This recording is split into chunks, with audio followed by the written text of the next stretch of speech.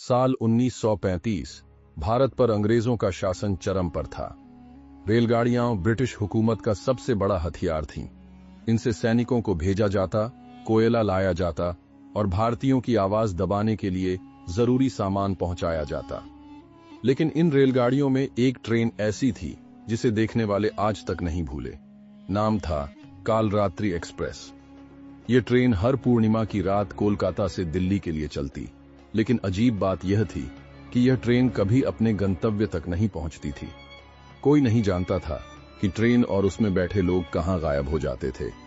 Lord Macpherson, जो अंग्रेजों के सबसे बड़े अफसरों में से एक था, उसने इन अफवाहों को बकवास समझा। यह भारतीयों की घड़ी हुई कहानियां हैं। मैं खुद इस ट्रेन में सफर करूंगा और सबको दिखाऊंगा कि डरने की कोई बात नहीं। 14 अक्टूबर 1935 पूर्णिमा की रात वह अपने कुछ सैनिकों के साथ कालरात्रि एक्सप्रेस में चढ़ गया। रेलगाड़ी समय पर चली, लेकिन फिर वह कभी नहीं पहुंची।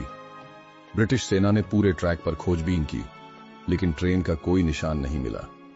बस एक चीज मिली, रेल की पटरियों के पास एक चिट्ठी जिस पर खून से लिखा था, हम अभी भी जिंदा हैं। ये किसका संदेश था?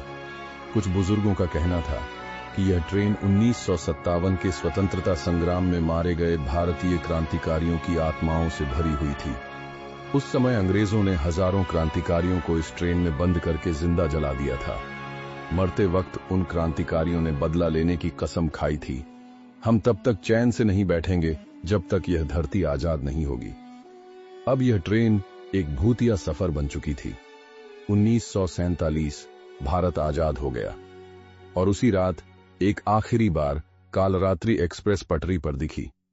गवाहों का कहना था कि ट्रेन के अंदर सफेद कपड़ों में कुछ परछाइयां थीं, और जब उन्होंने झांक कर देखा तो वही अंग्रेज अफसर दिखे जो कभी इस ट्रेन में चढ़े थे और गायब हो गए थे।